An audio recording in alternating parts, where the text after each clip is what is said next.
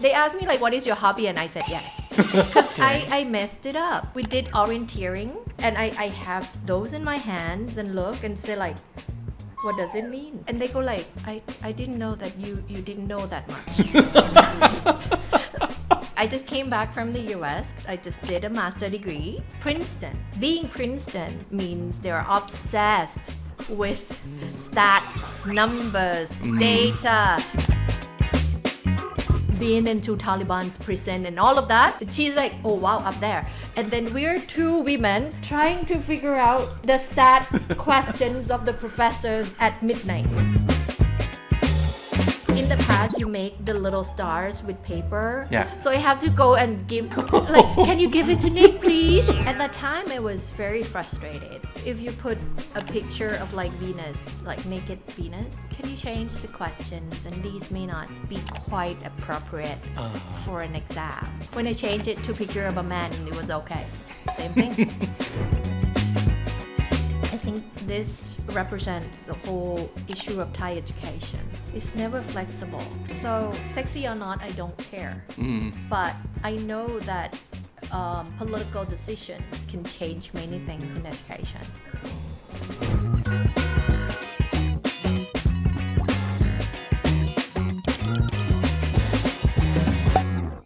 ครูจุ้ยสวัสดีครับ สวัสดีค่ะ Hi. Hi. Welcome to the show. Thank you. Nice to meet you. Same Finally. here. Finally, I Yes. made it. Yeah, because actually you've been in our bucket list of people we want to talk to for a long time ago.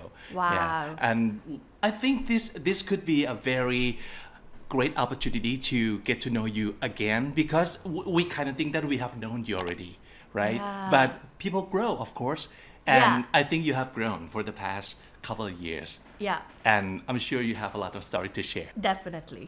Right. And I don't think you have a lot of opportunities to like talk in English either, right? I think this is my second interview in Thailand or a podcast that is in English. I gave some of podcast interviews in English but with international media Right.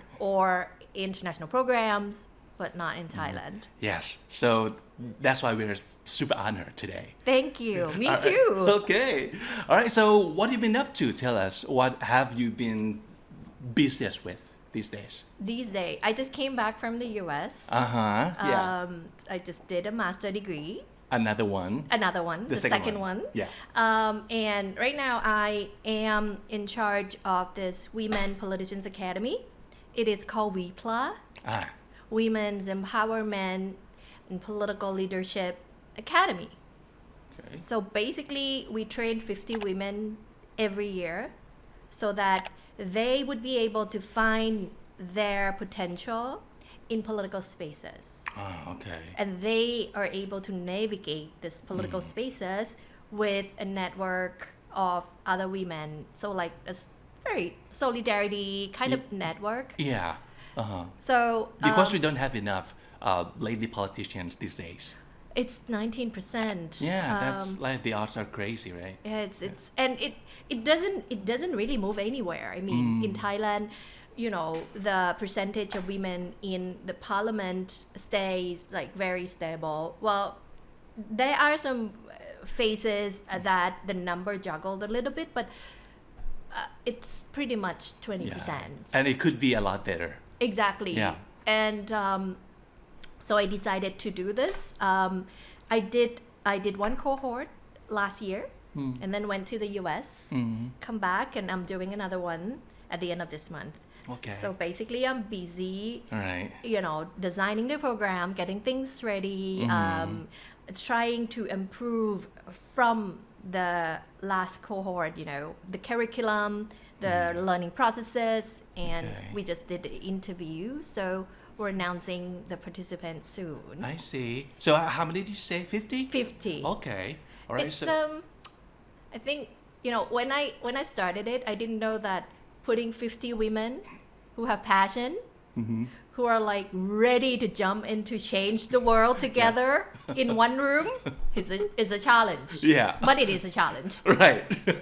A lot of energy, I suppose. Yeah. Yeah. So that's the hopeful army of our political Yeah. like arena in the future, right? Yeah, because Yeah. you know, I believe in numbers. Yes, we do need that 30% of critical mass, and we do need, you know, more women, but they should also be equipped with the lens Right. to look at the world in the way that, you know, they are compassionate to others while also driving their agenda. So this is very important for me, very close to my heart. I see. So that's why I'm doing it. So this is the Yeah. first one. Okay.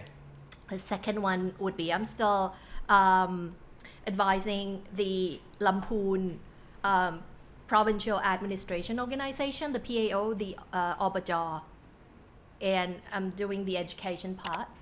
So I came back from the US and just went to Lamphun to surprise teachers and students there. And it's really far away because there's 4 schools super far. And see. one on top of the mountain, 1,200 Wow. meters above sea level, 14 students. Oh, okay. Yeah, so Wow. I went to surprise them and said like, hey, I'm back to support you guys. Let me know what you need. Yeah. So you're still involved in education, of course, because that's where Yeah. the area that we know you from. Yeah. Right. Yeah, and I still, part of me is still enjoying supporting these people, and especially the ones that are in the very remote area and, you know, multiple challenges, like tough challenges. Right. Is what I like to do. And you did not get your second master's degree in education. No. You got it for something else. Yes. Okay. It was Why? Why not? Or you think you've done enough with education and you want to explore into something else? right. Just for your personal enrichment or something that you want to like pivot into in the future? At the beginning when I made that decision, I did not know. Okay. So it was, you know, go back 1 year. But somehow you landed on the public policy. Exactly. I Okay. landed on the public policy. I have been doing this political work for like 7 years-ish. And it comes to the point where when I think of policy design, I think of challenges and I think of restrictions. So I thought, no, that's not right. I should be able to have, you know, creative solutions for whatever that are on my table. Right. I did not have that. So that's the first feeling that I got, that I thought something's wrong. I have to do something with this. Okay. And then I thought, you know, doing this work without systematic toolkits, the experience, yes, but the systematic toolkits and frameworks are probably needed, not to stop me from thinking outside of the box, but to organize my thoughts. So I thought it's time to stop to move forward. And it was a tough decision because Yeah. I have to leave my team for 1 year. I have to stop all the work for 1 year and start my student life again. At the age of 42, it's not easy to, you know, read hundreds of pages Right. in like 4 subjects at the same time. But when I decided to apply, I thought this is something I need. Okay. I thought, you know, I have to be able to make policy decision in a very sound and a very systematic way. I have to be able to explain trade-offs, you know, cost benefits and everything. I want to be able to do that. I knew I was not good enough Okay. at that time.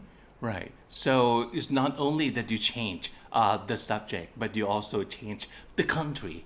You're Yeah. not. You weren't going back to Finland or Europe, Exactly. but you chose to go to America. Yeah. Okay.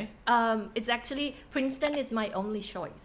So I I applied to one school only. Okay. So you started from Princeton. Yeah. Okay. Yeah. All right. I think I already have understood ways of thinking of, you know, the European Nordic ways of thinking. Right. I know that the American system still have loopholes and, you know, and things to improve. But it is also important to understand how things are and immerse yourself in that environment. Yeah. And Princeton offers scholarship and stipends. Okay. So I was so impressed when I went to Princeton before I applied, before I made my decision. So I was working in New York. I decided to take the train to go to Princeton. I was welcomed by an admission office person, and she showed me around exactly that building. This is the building and da da da. Right. And then she said, if you can prove that you've been doing public service in your past, in your present, Right. and systematically enough in your future, we're going to invest in you. Wow. Okay. And that's the philosophy. Yeah. So my whole School of Public and International Affairs at Princeton, is a graduate school. Everybody got scholarship and stipends. So 200 of us. Wow. Yeah, both the 2 years program that is called MPA and the MPP program, my program, 20 of us, we all basically are covered. Why? Because you have to come to think without any burden at the back of your mind. So they want to make sure that we go right in there, spend our time thinking a lot about policy. I see. So that's why. And that's exactly what you needed at Yes. the time. Yeah. Yes. So everything you needed, you got it from Princeton. Yeah. Wow. Okay. Yeah. So I can only imagine it must be a lot different to stay, live, and get education in Europe versus US, right? Oh yeah. Yeah. Oh yeah. Which one do you like better? Do you have the answer? Well, it's a different time of my life. Ah, okay. I was younger when I went to Europe. I enjoyed the fact that, my program in Europe was so international that there was like only 2 Finnish persons and the rest are like international. And I enjoy the serenity, quietness, the pace of Finland at that time. Right. And then the subject is totally something new at that time. So I kind of enjoy that novelty at that time. But with the US, I am like mid-career. I have experiences. I am now able to map what I want to do and then do it. So there are many things outside of school that I do. So I basically attend different conferences. I go to UN conferences. I went to DC, meet politicians, and I think my career trajectory is a lot clearer at this point. So I am now being able to enjoy more. So I don't know if I like it more, but Right. I'm able to enjoy more. Well, before we move on to the next segment, I am so much enjoying your English right now. So Thank you. Yeah, I want to ask you how do you practice, or what has your experience in English learnings like? Were you a great student in English classes when you were in school? Yeah, I think I'm one of the top. Okay. I think so. Right. And I remember that my year is still entrance exam. Okay. The test doesn't really tell you much, No. It's multiple choice. Yeah.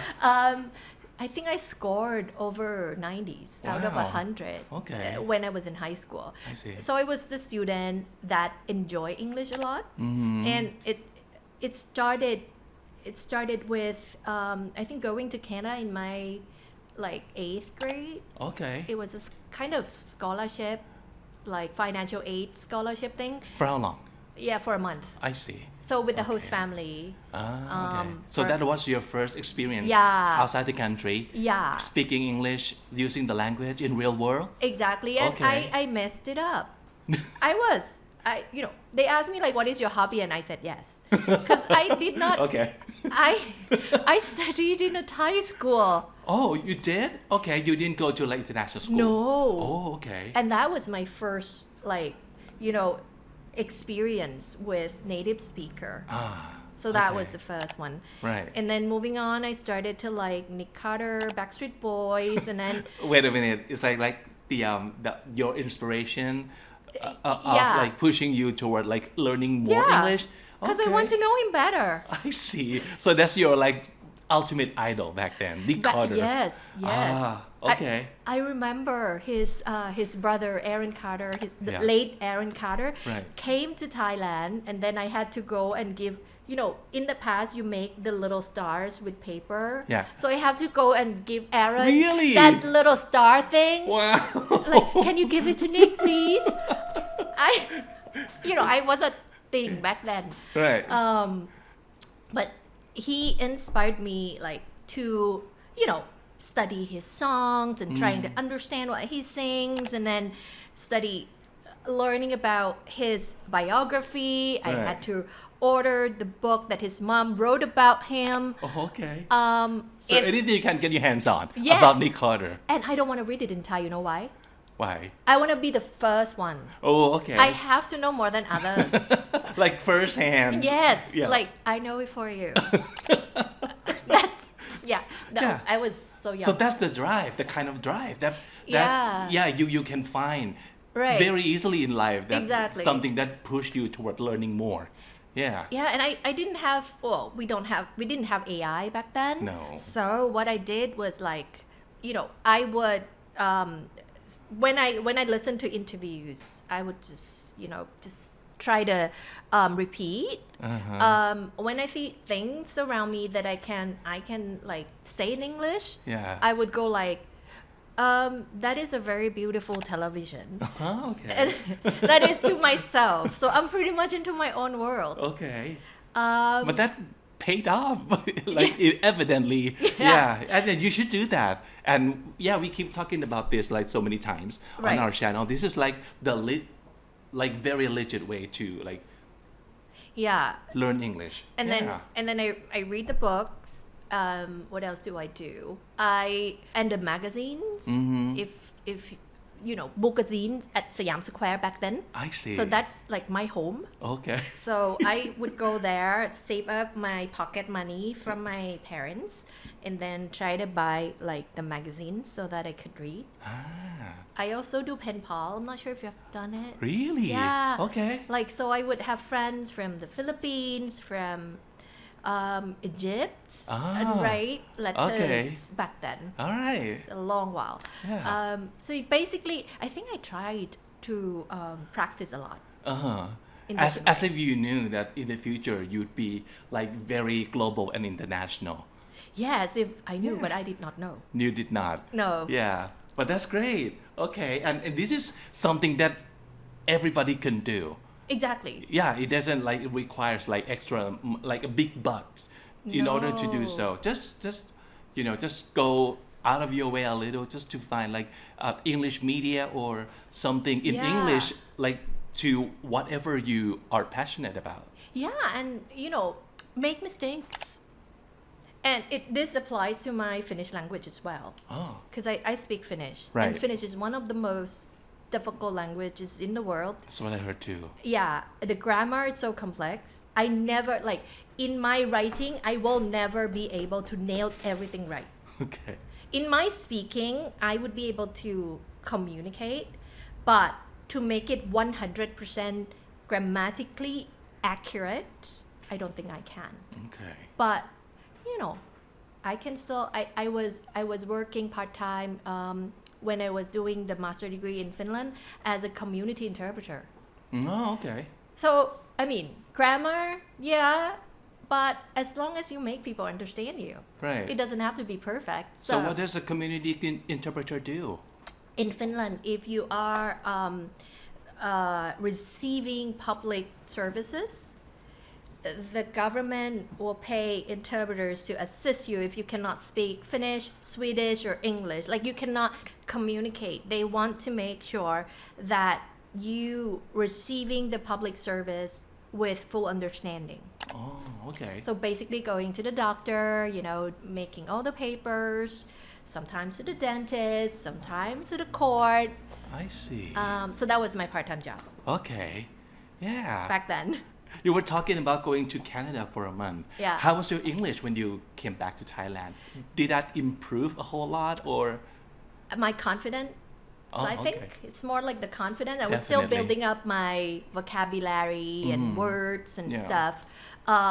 But you were afraid less to use the language. Yeah, because I realized, going back there when I said like, "What's your hobby?" and then yes, they were trying to like, what is your hobby? Okay. Hobby. Oh, hobby. Oh, and, I realized that it's possible, and it's not just a one-way thing when you communicate. Another person you're communicating with are also trying to do it with you, to dance with you. Yeah. So you don't have to be perfect. Right. Okay, but that's a big step for you. At least you get your confidence Yeah. like to the level that you're comfortable using the language. Right. And then other skills you can like Yeah. accumulate Yeah. over time. Yeah. Yeah, okay. So at which point were you able to use English like you can today? Oh wow! I think maybe during my Akson years, maybe Okay. like in because when I was in my bachelor years, you have to do a lot of presentation. You have to read the whole book and then talk about the whole book, or have native speakers, professors who will refuse to talk to you in Thai even though they are so fluent. So I was pretty much quite fluent back then, I think. Yeah, like gradually from there, and then my skills got better in Finland, of course, because it was in English. And then Princeton, the Yeah. whole year helped me a lot. Yeah.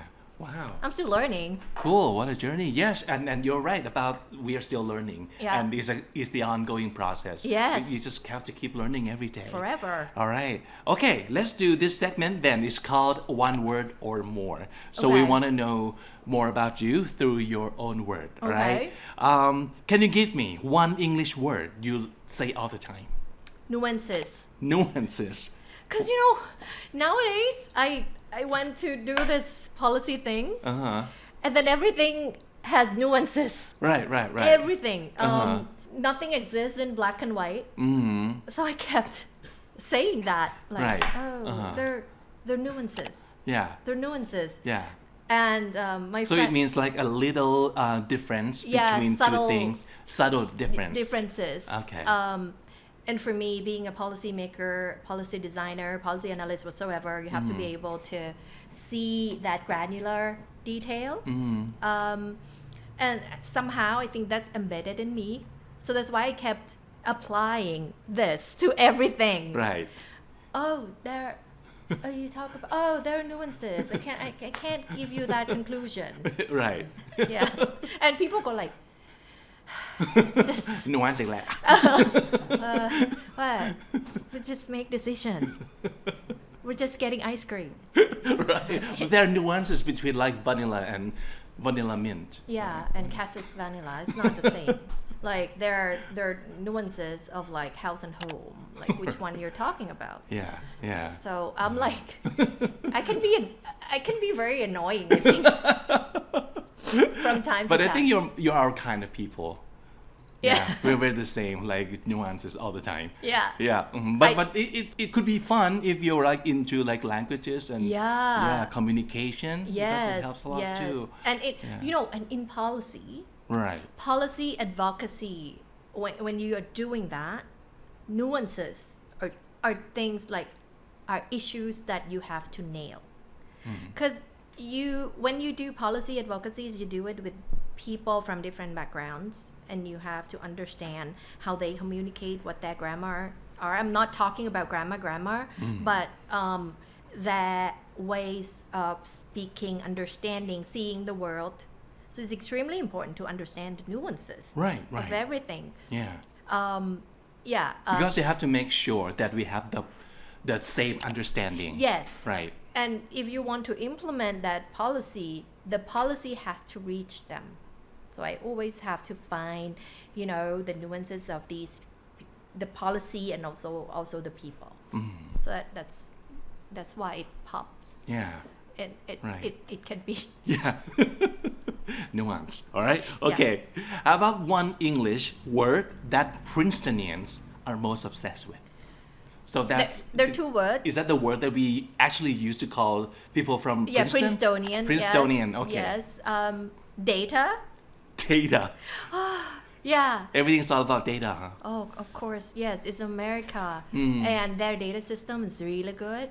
You can like predict flood in the next 100 years. Wow. Okay. And Princeton, being Princeton means they're obsessed with stats, numbers, data, quantitative analysis, which is totally opposite of me. So that's not who you are. No. Okay, you're not like data driven or No. data focused. You know, and Okay. that's Princeton. Okay. So in the summer semester when I arrived, they made me do a math camp, and I'm the Axon girl. I'm like, what? I'm like, what is this? So it's a statistics course, and then microeconomics. Okay. And I started from minus.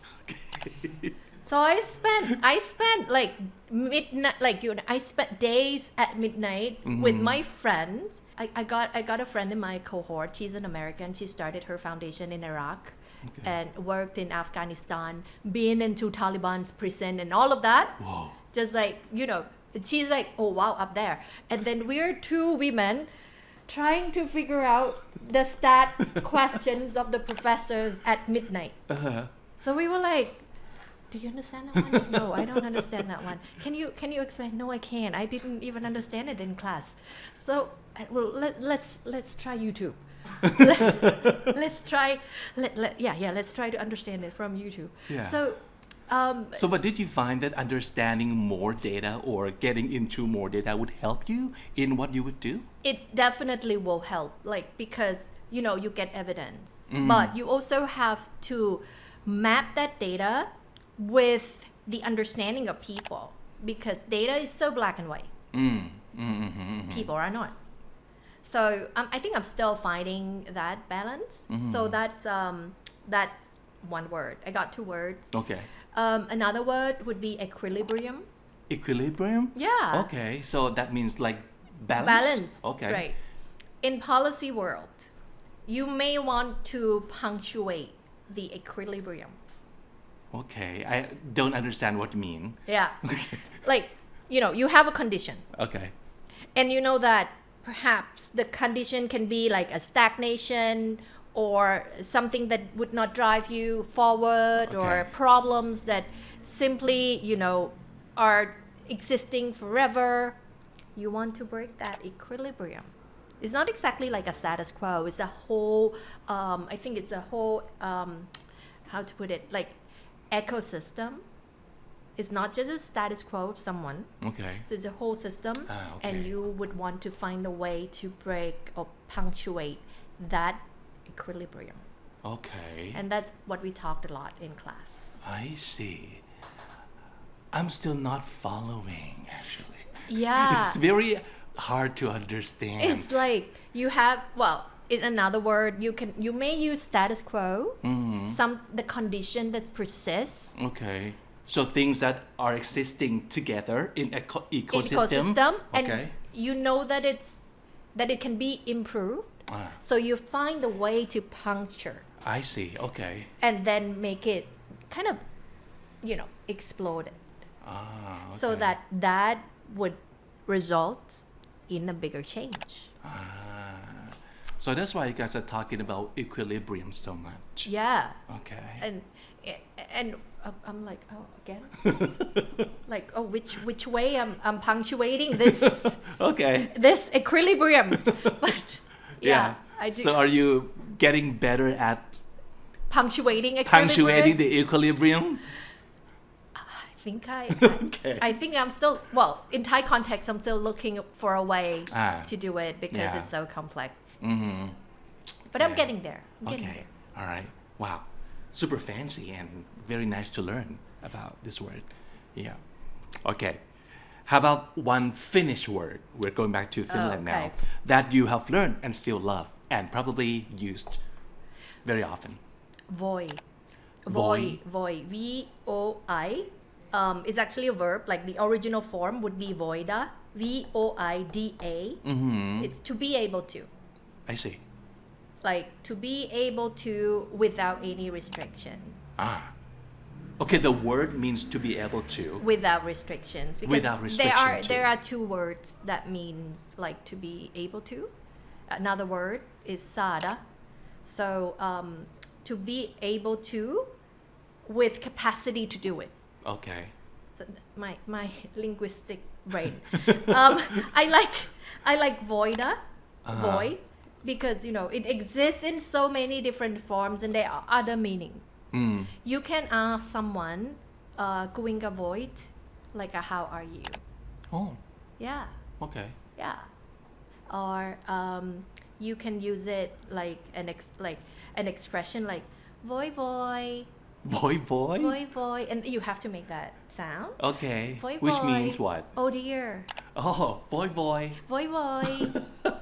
See, It sounds so cute. I know. That's why I like the word. Right. And voi or voita as a noun would be butter, which I have no Butter? idea. Yeah. Like butter. bread and butter? Yeah. Okay. Like I don't understand the connection.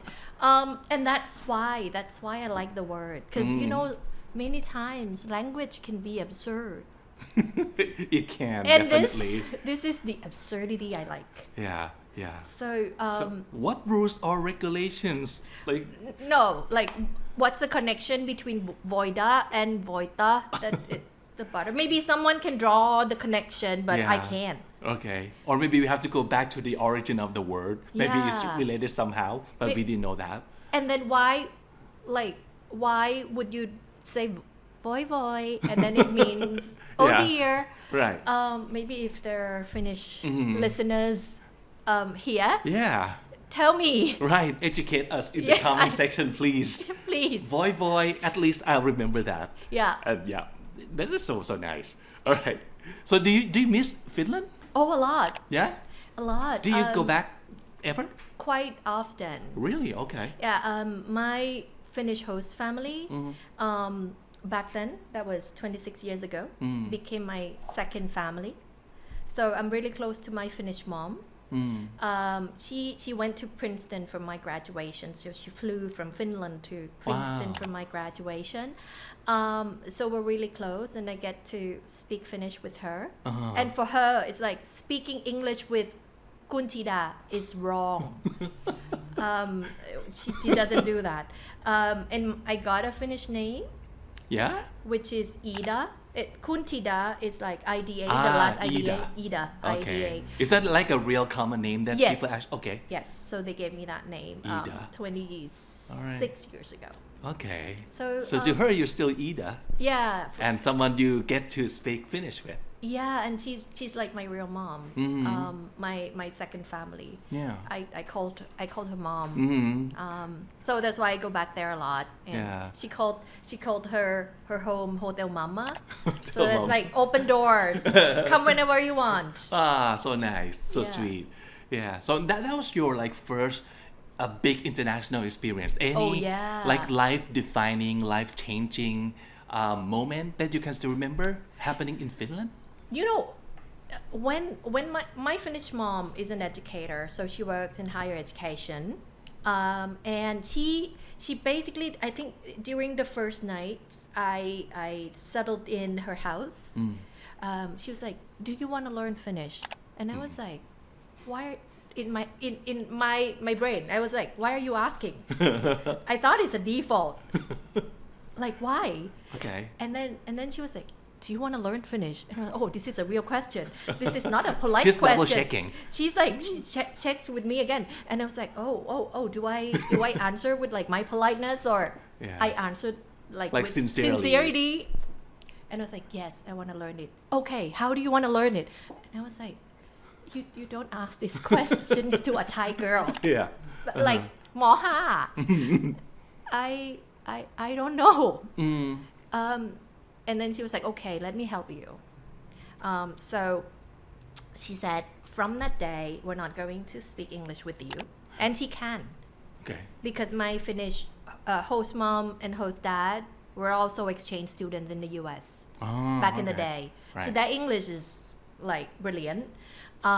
So she said, we're going to go with you very slowly, like Berta, table, like word by word, but we're not going to speak English with you. Okay. And I was like, okay. So All only right. Finnish, Only all Finnish in the all house. the time. Yeah. And back then I remember I did not put post-it. I tried to remember the words and use it. And then she sent me to like a formal course at the library with an uncle in the same village who actually went to the library to study English. I went to the library to study Finnish and we would converse. Wow. So that was life-changing because I just knew that in my formal education or in whatever form of education I can choose. In Thai education, you don't get to choose much. No. Up to the point where you're asked, how do you want to learn it? I didn't know back then, Yeah. but it changed me a lot because I came back to Thailand to do my Mohuk. And I started to negotiate with my school that I want to stay at home and read. Okay. It was not well received because I would miss classes. Right. But yeah, my mom kind of vouched for it and said like, she's really at home reading. Don't do it. Like, you should attend school. But yeah, Okay. I think it changed me a lot. Yeah. And it's how I wanted to design my education policies. You have to know what you want, what you're good at, what you're not good at, and you have to be able to choose. I see. But actually, was it a legit question to ask a student? Because if they had no idea at all about like what they were going into, maybe they don't even know Right. how they can choose to learn. Yeah. But well, just given that option to at least get you think about Yeah. how would you like to learn it. Yeah. This is something that has never been asked or given No. to Thai students at all, right? No. Like, do you want to do a project? Do you Yeah. want to do a quiz? Do you want to go explore that topic with AI? Do you, there's so many ways to do it. Yes, teachers have to design, but you can also give like a platter of options. So that's one of the things that you would want to like focus on if you can design your Yeah. educational system to give It- students options, huh? Yeah, and it becomes part of me and how I design also other policies, I think. Like the options, because when people get to choose, they would do their best because it's their own choice. Okay. You were coming from Thai education back then in Finland, right? So Yeah. how were you different from other students in the classroom? And when you came back to Thailand, how were you student? How were you a different student compared to other Thai students now that you have had experience from Finland? I felt that my classroom was so safe that I can make mistakes. In Finland, you're Yeah, talking about. Okay. I'm talking about Finland. And I had to learn everything in Finnish. It was so tough at the beginning because that's a classroom language. I think by month 4 or 5, I was able to like start doing like my hand goes like up and then like I want to answer this question. That like I would never be like that in Thailand. I would never get ready before class because I'm curious about what I'm going to learn. The math was so much fun. I did learn about psychology and it's my own curiosity that was working at that time. So I was really, really excited to go to school and even prepared. So that was me being different from my Thai context. Me being different as a Thai student in Finnish classroom, I think I made a lot of jokes. A lot of jokes. Yeah, Yeah. and also my the fact that I'm not afraid to make mistakes. they're two words. I'm so confused nowadays. Success and success. Success is scissors. Success, skis. Okay. And I got messed up all the time. And I go like, if I want a pair of scissors, I would say I want a pair of skis. Okay. And people go like, yeah, this is like the 10th time. Like the 10th time. She still messes up. She messed that up. But yeah, so I'm that. But who cares, right? You just, okay, just Exactly. laugh away. Yeah, Yeah, I'm I'm like- learning here. Oh, I'll make it again the 11th time. I'm Okay. still not learning this word properly. All right. So I'm pretty much like that in class. But did you get that kind of pressure from your classmates or from the teachers that they like expected you to like just get it right already, or No, they joke about it. Okay. They joke about the skills that I don't have that I should have in Finnish context. Like Okay. we did orienteering. So you are given a map and then a compass and Right. navigate the forest. right? You know, the Wow. Finns, they love the Okay. forest. Ooh. And I have those in my hands and look and say like, what does it mean? Like, what are these? I don't know how to use compass. I left and right still confuse me. And how? Yeah. And my friend, the Finnish friend, still my good friend, she's like, you use this and do this and do that. And then she taught me. And then I had to find a way to do it. And we're actually in a team. But if she would have done it for me, we would be long gone, like ready in 10 minutes. Gone girls. Yeah. But she's so patient. Right. She would just give me time. And I would just like stumbling around and like, how? And this is my first time using this. Yeah. And they go like, I didn't know that you didn't know that much. Which was the fact. Yes, it was the fact. Something that you cannot argue about. Okay. Next time help me. Yeah. Right. And then when you came back to Thailand, could you retain that vibe, or since the environment totally changed back to Yeah. Thai context, you just like lost all the I think I was frustrated at the beginning because I cannot ask questions. I was like, I got questions. I'm curious and I wanted to know more, but you know, looking around, nobody's asking questions.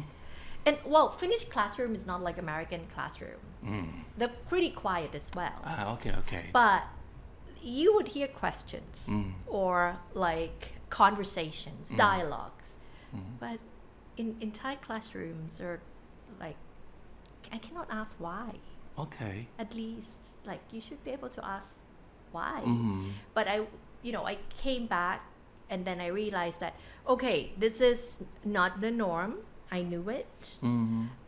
I tried breaking that norm from time to time, and I realized that I was reading the room, and I realized that people were not quite happy that I was doing that. But maybe that's the reason why I wanted to read books at home, you know, for my entrance examination. Right. Yeah, I was so frustrated. And after finishing all your education, you became a teacher now. Yeah, after the master degree, Right. the first one. Uh-huh. Then I decided to be a freelance lecturer because I want to choose the subjects and the courses that I want to teach.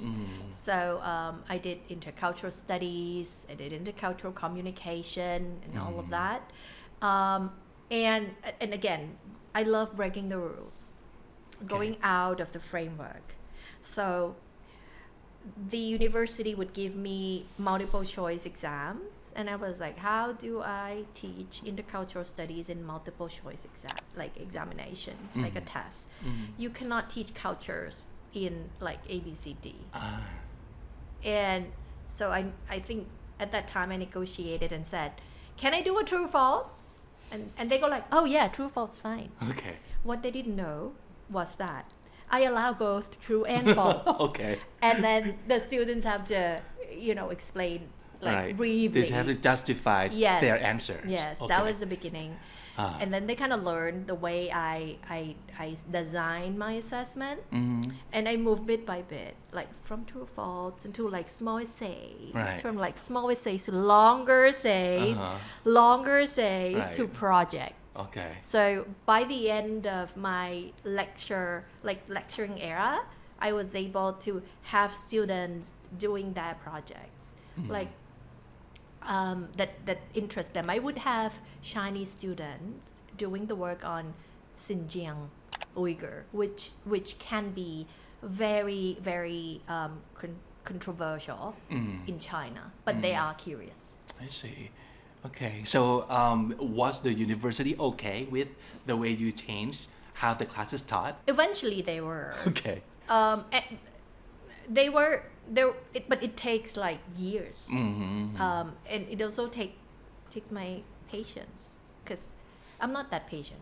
Okay. So I'm like, why? And also the content in my exam, like the exam questions, they're still pretty much this. If you put a picture of like Venus, like naked Venus, and like women in bikinis asking about gender perception, it's kind of like no, maybe not. Oh, okay. Maybe like no, I'm talking about like 10 years ago. Maybe can you change the questions, and these may not be quite appropriate for an exam. Okay. So it's a lot of You must be super frustrated inside. Okay. And a lot of negotiation. It was so interesting because when I changed it to picture of a man, it was okay. Same thing. Yeah. It seems to me like we need to have a lot of negotiations if we want to improve or change the education system for the better. And we have to invest in like talking to each other more, like negotiate it more, right? Yeah. At that time, I was very frustrated. But then if it were the present Kuntida, I would understand them more where they come from. And this is how they grow up. So my negotiation would be very different. Okay. I will say, yes, I totally understand. It's really something that you have done for a really long time. Can I try this for one semester and then we'll see how it goes. And I'm happy to go back to multiple choices if they were not good or the students' feedback is not quite satisfactory. Like let's explore. I would be like I would not bang my head against the wall. Right. Okay. That's the definition of negotiating, right? Yeah. Like both part has to have to get something. Yeah. It cannot be like I win all and you lose all. I want to do this and you have to listen to me. Right. I know I'm the lecturer of that course, but they are also the university, right? So the current Kuntida will be more patient and more strategic. Yeah. Wow, that's the best part of growing up because we have learned more and we know more. Okay. So I want you to take a look at this like timetable from I think it's taken from a high school like to be like from grade 10. Yeah, this is like grade 10. So this is like the life of a high schooler look like in general in Thailand, I suppose. So the bigger picture is that they kind of have like a jam-packed schedule, like from 8:30 approximately to like 4 in the afternoon. And they only have one big break, which is a lunch break. And another small break. The only break that I see is between period 2 and 3 for 20 minutes. Other than that, like back-to-back classes. Back to back. So it's pretty jam-packed. And the other thing that we can observe is that it's the academic overload because they have like a lot of like high focus on STEM, like science, mathematics, right? And pretty low focus on like soft skills and like art and stuff. Yeah. I think this is like a Witkanit program, right? Program. Yeah. Okay, so what do you think of the life of a high schooler here, portrayed in the form of timetable, how they spend time at school? This is the current one, right? I think yeah, pretty much. Like it doesn't differ from the days I was a student. Okay. So Yeah. basically, you know, Pretty much the same too. Yeah. Like since my time even. yeah. Yeah. Mm-hmm. And that says a lot.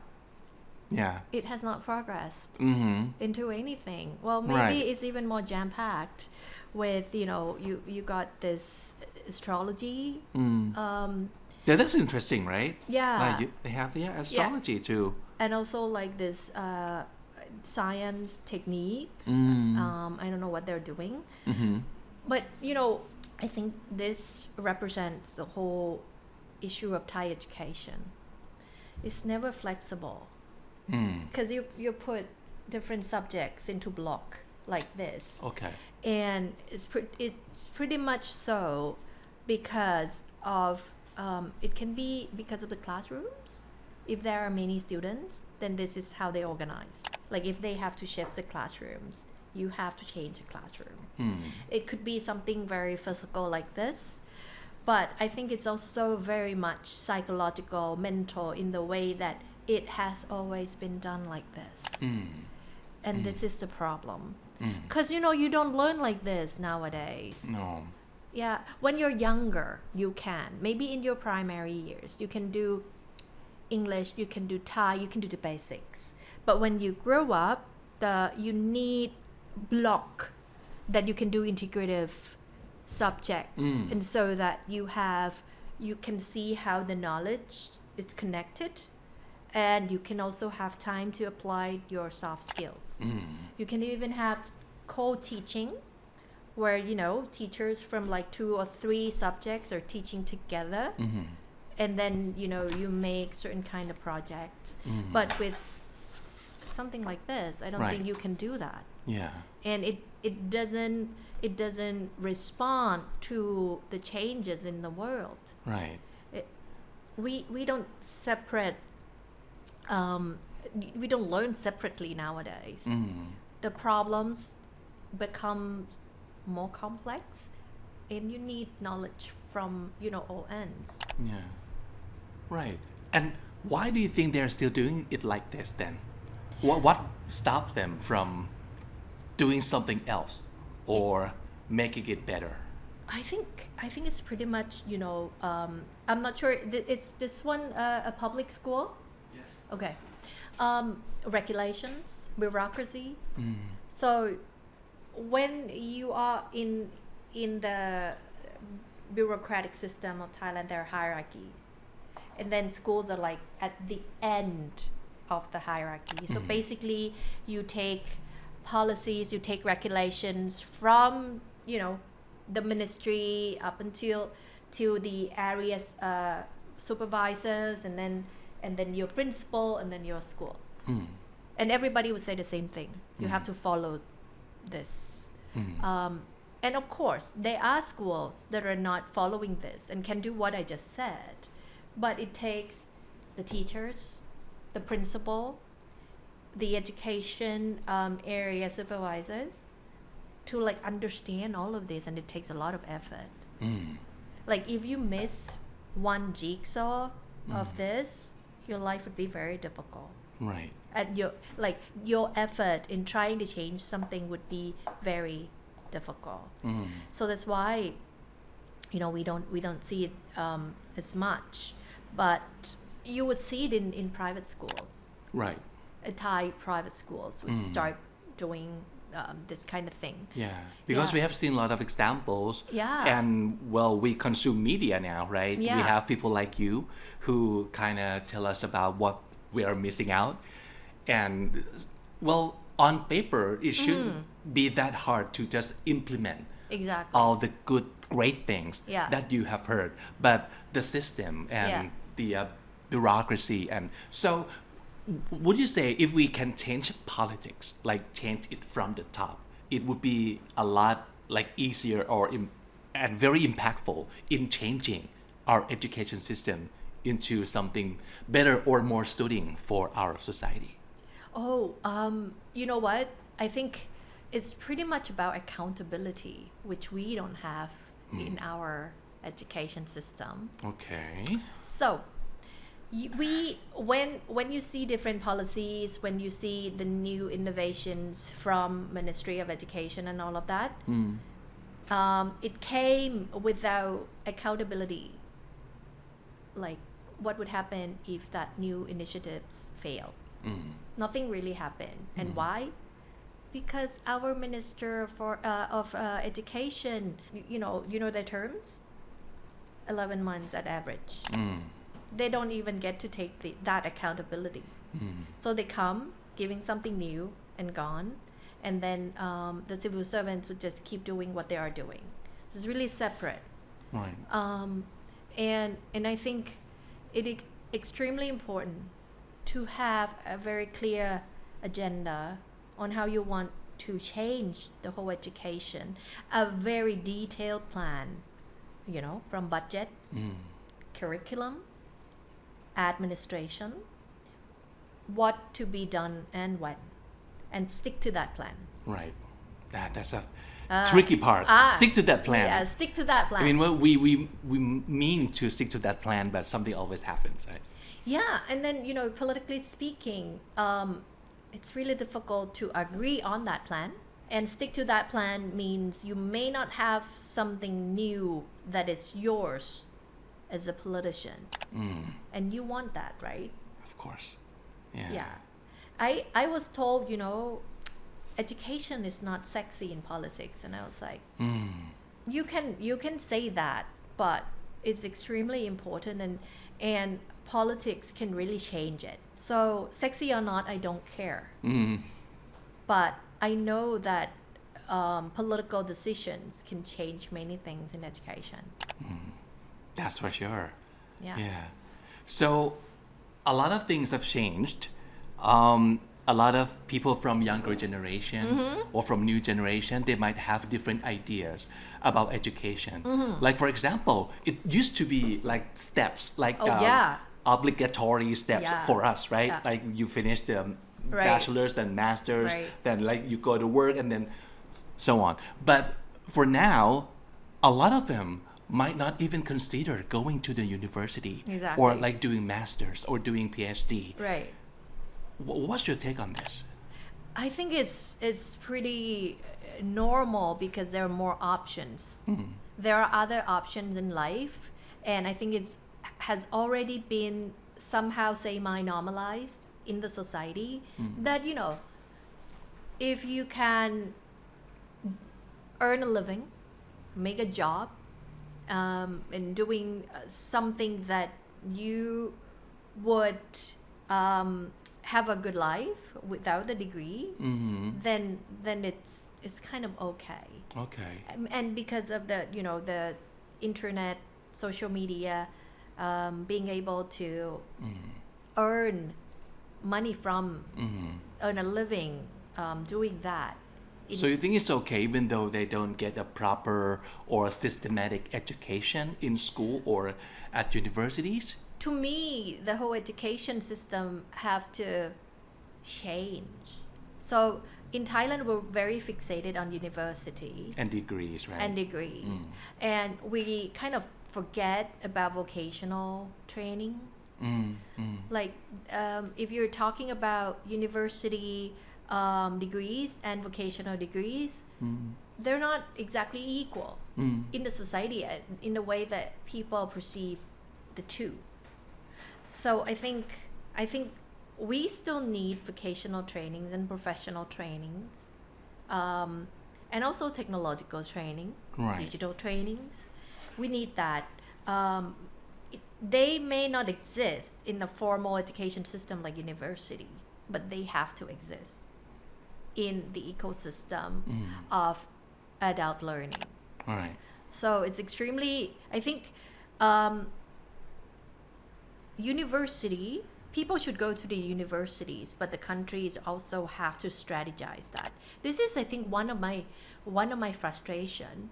I never seen a blueprint of data-driven, like, in university, the country is going to focus on this, and we're going to make this many teachers and that many researchers and that many engineers and all of that, and then we allocate budget accordingly, and then we make sure that each of these fields gets enough budget to run and also enough budget to improve. I've never seen that strategy. Like roadmap Yeah. to the big clear goal at the end. Yeah, and like Okay. from data. Okay. So it's because universities are very autonomous in Thailand. So they may not listen to the Ministry of Higher Education and Science. They can do whatever they want, and this is another problem. Okay. Because they train teachers, they train engineers, and all of that. I think there are more answers to this. Just as universities, there should be other pathways for the modern learning ecosystem. It seems like what you have done and what you have achieved and what got you here at the present time, a lot of credit is going to like your opportunity to go see the world and Yes. go spend time abroad Yes. in different countries, different continents too, different degrees. So what if we don't have that? Like a lot of people who are watching the show, they might say, I would never like experience things like Krujoy do in the past. Or so are there hope for them to become a great member of the society and to be strong in their own path and to make a difference in the society? Talk to people. Like I would say, talking to people, being very observant, and be curious Okay. will give you there. And you can do that just here, right here in Thailand. Exactly. Okay. Exactly. You can start doing it here. You also have the benefits of nowadays contents from all over the world in your social media. But I think if you just watch, the content, and it will go to your brain and then go out. You have to be curious and then put some thoughts on that. Follow up on that. Yeah, Okay. like, oh, why would they do that? And maybe after that, if you get curious enough, then you start looking for answers, and then you're able to like learn about other people, other cultures. And to me, I keep looking for opportunities. In my student days and in my university days, I would try to find ways to get different kinds of experience. In my university days, I would volunteer myself, to take care of international guests whenever they are, and be curious. So I think it's extremely important that you stay observant and you stay curious. Wow, that is so nice. That's great advice too, because maybe sometimes we kind of have a very fixed idea of this is how success happens, and if we don't have that path, it means we'll never get there. But Right. guess what? We have like several paths to Yeah. success too. Yeah. And start with curiosity and just get up and create your opportunities. Yeah. Yeah. Okay. All right. So what you're doing right now? It's training. You do a lot of training too, Yes. and a lot of like mentoring. Yes. I guess at WIPLA. Yes. Right. Okay. And what else do you do? What else is on your calendar each week? So I still have to finish one policy paper Okay. for a think tank Okay. on youth, and basically like challenges on Thai youths. I still have a children's book to translate. Oh, okay. So I translate children's book from Finnish into Thai. I see. I try to do that 2 books a year as a hobby, Okay. because it exercises my creative brain. All right. And so you don't lose the language too. Yeah, Yeah. it's super difficult, but I enjoyed. Okay. So I have to finish that.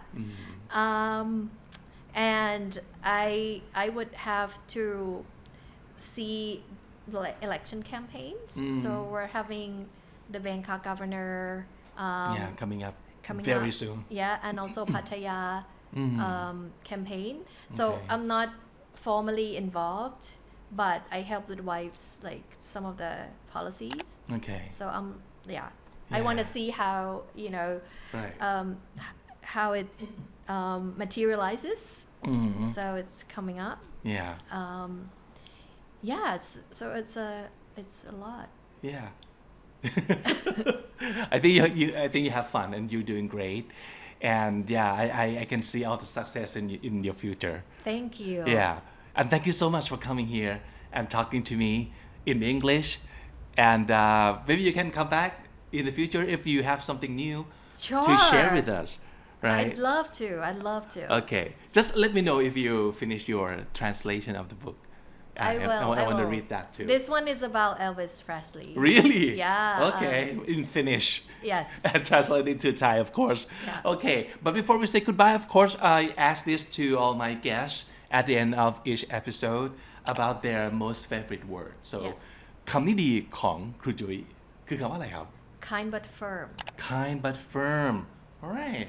So we usually hear that in the like student, teacher, or parent, children context, right? Yeah. Yeah. It's my life motto.